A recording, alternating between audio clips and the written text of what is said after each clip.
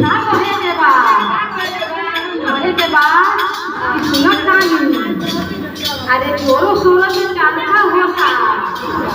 जोरो शोरो से चर्चा होता। का करे के बाद सुनी ना मन करता चर्चा में जाए के। हम ना कहो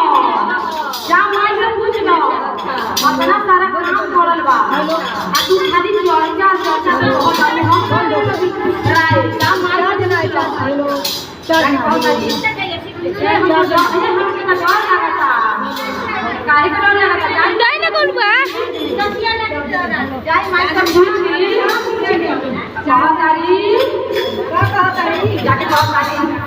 एक गाय सासू मां का कहतारी का बोल बाप रे ई बात का बोल तब ये सुनो क्या ये सुनो कान हम ना जाई माई के लगे माई के पूछा हमके बोला था जाई ना अपने वाली तक कान का लेके ले चाहते हम चल जा कान का लेके ले तो चल कहतारी माई रे बोल रे का है। अरे तहर बाबू के चाचा में जाए के मन करता ई सारा तोहर काम तोहर बाप करी है ई सारा घर अपना तुम्हारे के काम तोहर बाप करी है कि दे करबे। अरे जाए तेरी जा के आई तो कर ली जाए के के जाए हम ना कहब ई चाचा का कहतारी। अरे छोड़ दे हम काम धंधा, अरे छोड़ दे हम नौकरिया, छोड़ दे हम काम धंधा, छोड़ दे हम नौकरिया। चारा चानी छोड़ा उमर गया जवाना छोड़ दे हम काम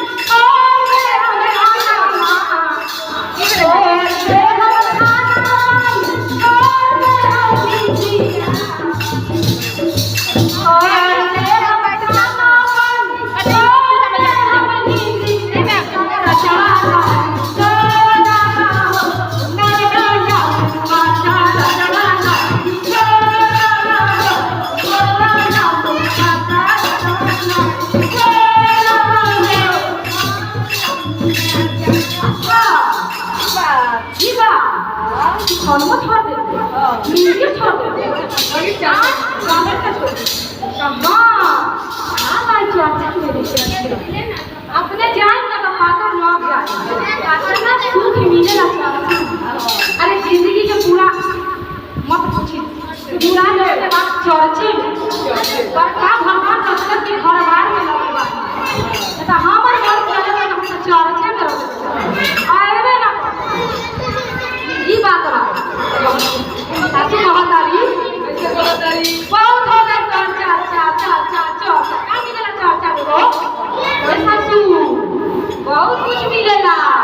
वो चाचा का भी जिंदा बनी रहूंगा गंगा जिंदा वाले चाचा हम चाचा से जिंदा वाले तो हां सासू ना भगवान कहेला हमर भक्तन जल्दी न मरी न तो हमारा पूजा कौन करी अब भजन कौन करी कीर्तन कौन करी सारा सुनसान दुनिया हो जाए। कि हम चाहे लगी जाए तो हाल बढ़ाऊ भक्तन बड़ा हाथ की खड़का नहीं एकरा हाथ के बात माता जी के पिछले बार पीछे हाथ के तो बता दी सासू रह दे हो गई चाचा। अरे चारा बाजे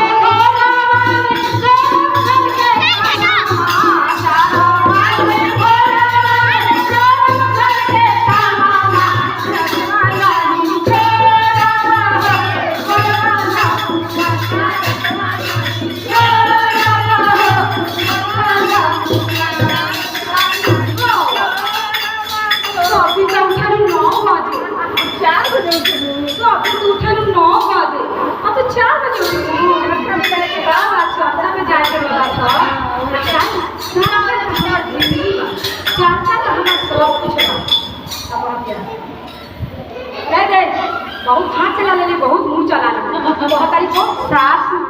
कौन कहतारी सासू ए सासू मां मसाला से काम करो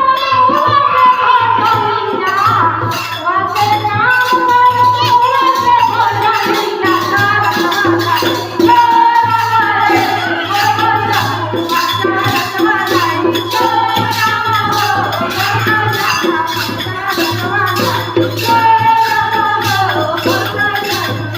है